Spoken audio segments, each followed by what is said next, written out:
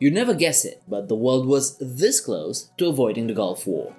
President George H.W. Bush and his team were totally convinced that Saddam Hussein, the leader of Iraq, wasn't about to invade Kuwait. Meanwhile, Saddam was equally sure that the US wouldn't lift a finger if he did. Both sides were totally wrong. Hi, my name is Sebastian. These are mistakes that changed the world.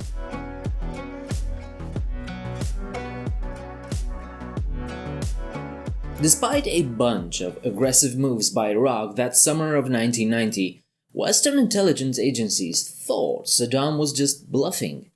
This, however, was a major miscalculation that actually gave the feared dictator the green light to invade Kuwait. It was a massive blunder that led to the Gulf War, with way more casualties than needed. The seeds of conflict between Iraq and Kuwait were sown in the economic fallout of the Iran-Iraq War. Saddam Hussein's regime, drained by the costly conflict, saw Kuwait's wealth as a lifeline. Iraq had borrowed heavily from its neighbors, including Kuwait, to fund the war effort. When the time came to repay these debts, Hussein characterized his war as a struggle between the Arabic and Persian world, with Iraq defending all Arabs from a Persian slaughter. Kuwait wasn't buying it, thus infuriating Hussein. Iraq's demands for debt forgiveness and raising of oil prices were met with resistance from Kuwait, which sought to maintain low oil prices. This economic standoff escalated tensions between the two nations. With each passing day, the rhetoric coming from Baghdad grew more belligerent as Iraq began to view Kuwait as an economic enemy. To add fuel to the fire, Saddam Hussein accused Kuwait of stealing billions of dollars worth of Iraqi oil by overproducing from a shared oil field.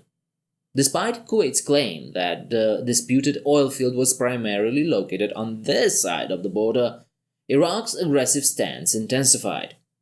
Saddam began rattling his saber, threatening military action against Kuwait if they didn't back down.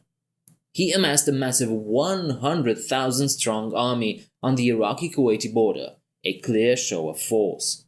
Yet, Western intelligence agencies, particularly British and American, dismissed this as a bluff, failing to recognize the gravity of the situation.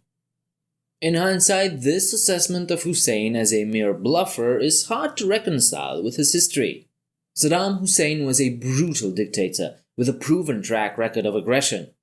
His use of chemical weapons against the Kurds and his pursuit of nuclear weapons should have raised serious concerns.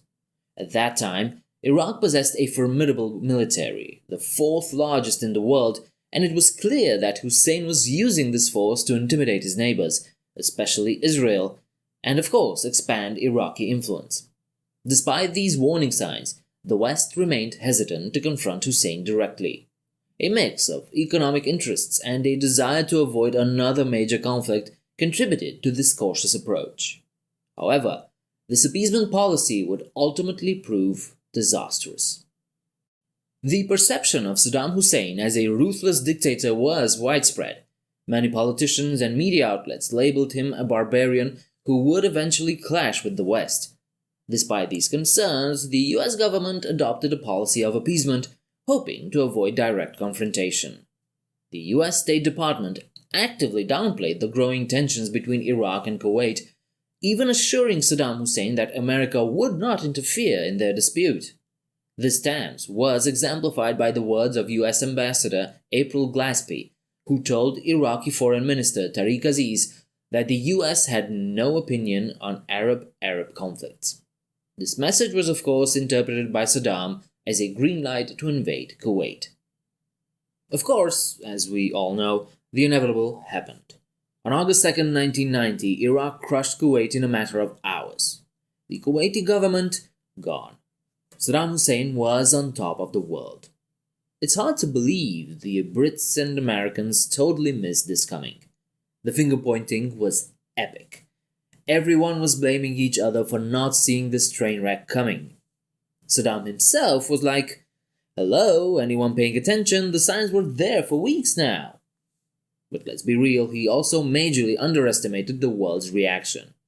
In just a few days, the US pulled together a massive coalition of 41 countries totaling nearly 1 million soldiers. Now, let's talk about the real reason America got involved. It wasn't exactly about freedom or democracy, it was all about the black gold, oil. America was obsessed with keeping the oil flowing. Ever heard of the Carter Doctrine? Basically, it said, mess with the Middle East and we'll come after you. Even after the Cold War ended, that oil grip didn't loosen one bit. After Iraq invaded Kuwait, the State Department was like, well, yeah, sovereignty is important, but let's not forget about that sweet crude oil. The spice must flow. It was crystal clear what mattered most: America's fuel, not small nations' rights. So, the West kinda made up for their huge blunder by reacting super fast and super hard. But let's not fool ourselves here, this whole mess was totally avoidable. If the US had just been a little bit smarter and tougher, Kuwait might have been safe and we might have avoided this whole crazy Iraq situation that's still messing with us today. But hey, that's just one opinion. What do you think? Was the first Gulf War avoidable or a conflict was inevitable? Let me know in the comments downstairs. Don't forget to like and subscribe for more deep dives into history's greatest blunders. If you enjoyed this episode, remember I have a Patreon page so you can support what I do here. I'd like to thank my long-standing patrons Dan and Lawrence Neal for their continued support. In the meantime, as always, I do hope to see you next time. Bye.